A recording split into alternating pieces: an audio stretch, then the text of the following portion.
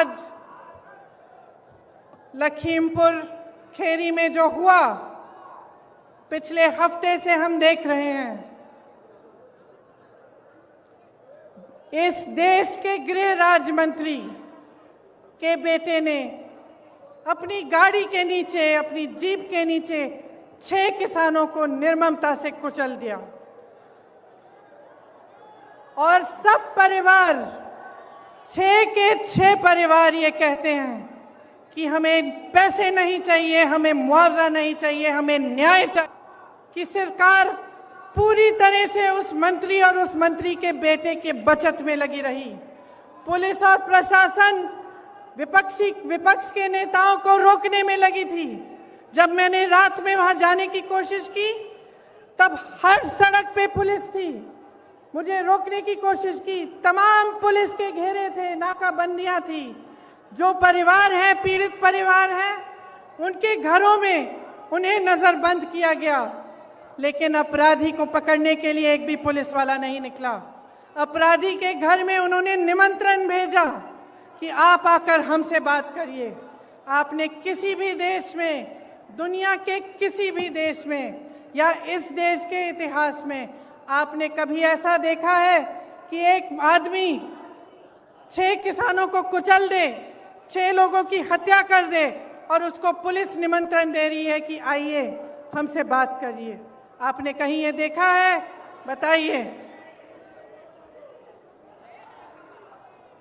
कभी भी इस देश और इस दुनिया के इतिहास में ऐसा नहीं हुआ होगा। यहाँ के मुख्यमंत्री मंच पे बैठे हुए उस मंत्री का बचाव कर रहे हैं जिसके बेटे ने ऐसा काम किया है। जो प्रधानमंत्री लखनऊ आ सकते थे प्रदर्शन को देखने के लिए, उत्तर प्रदेश के प्रदर्शन को देखने के लिए, आजादी के प्रदर्शन को देखने के लिए,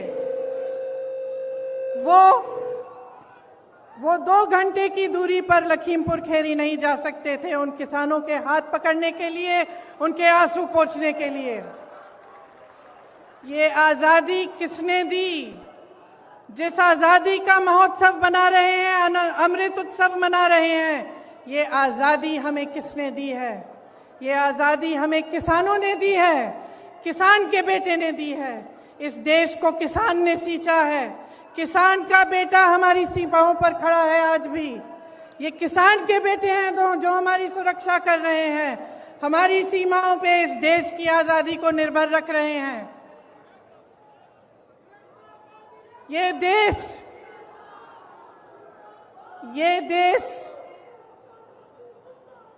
देश क्या है? ये देश एक आस्था है, एक उम्मीद है। इसी न्याय की उम्मीद पर इस देश को आज़ादी मिली।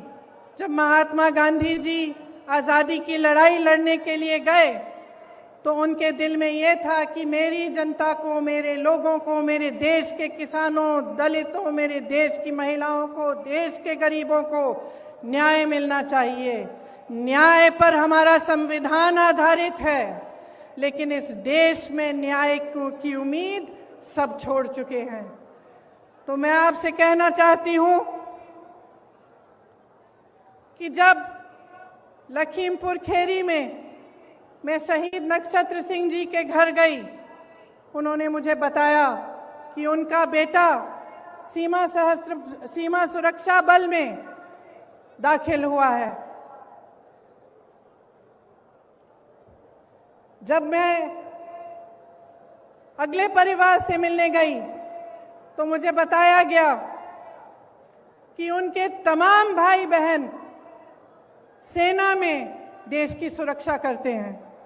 जब मैं रमन कश्यप पत्रकार के घर गई, मुझे बताया गया कि उनको काम करते करते मारा गया, उनको जीप के नीचे कुचला गया क्योंकि वो वीडियो ले रहे थे, सच्चाई दिखाना चाह रहे थे। सारे परिवारों ने यही कहा कि हमें न्याय मिलने की उम्मीद नहीं है। तो अगर हमारे देश में कोई कुचला जाता है, किसी के प्रति हिंसा होती है, किसी पर अत्याचार होता है और उसको न्याय मिलने की उम्मीद नहीं होती तो किसके पास जाएगा? अगर सरकार, मुख्यमंत्री, प्रधानमंत्री, गृह राज्य मंत्री, विधायक सभी मिले हुए हैं, सभी अपनी पीठ मोड़ देते हैं उनकी तरफ। दुनिया के कोने कोने तक हमारे प्रधानमंत्री घूम सकते हैं, अमेरिका जा सकते हैं, जापान जा सकते हैं, देश देश में भ्रमण कर सकते हैं, लेकिन अपने किसानों से बात करने के लिए अपने घर से मात्र 10 किलोमीटर दूर दिल्ली के बॉर्डर तक नहीं जा सकते।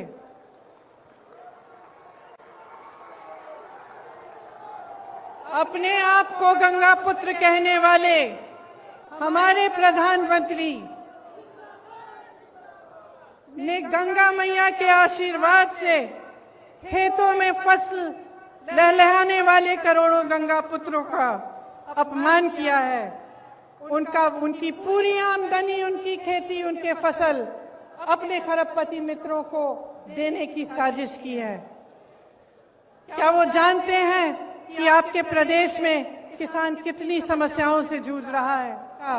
त्रस्त है, नाराज भी है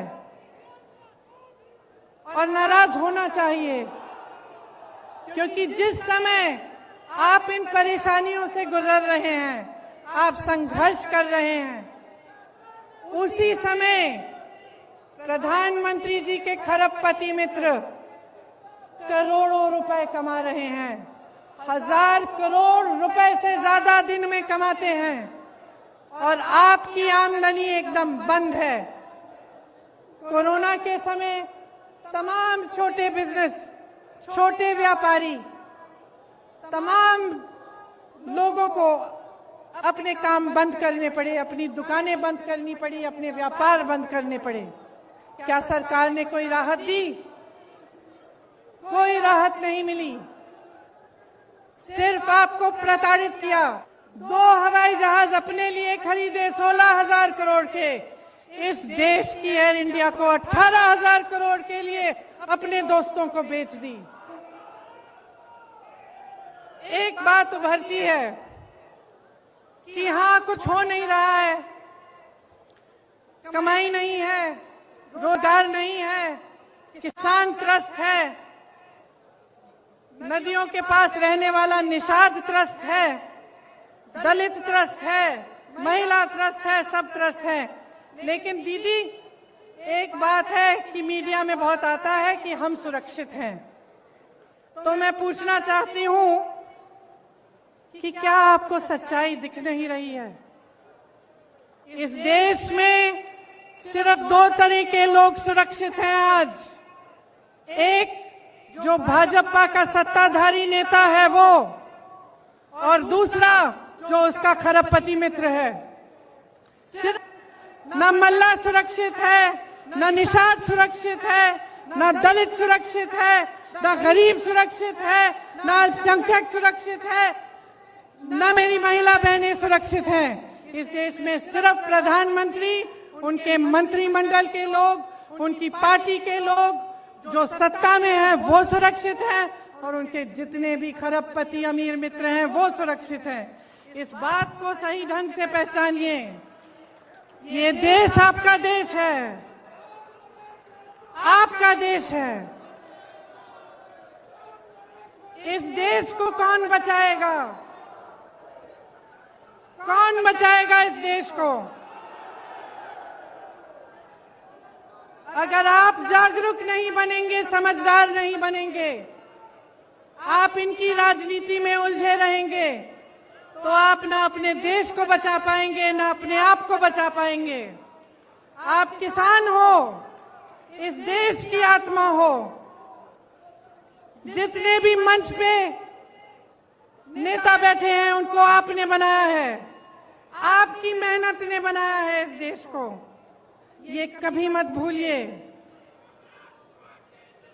जो आपको आंदोलनकारी कहते हैं, जो आपको आतंकवादी कहते हैं, उनको न्याय देने के लिए मजबूर करिए।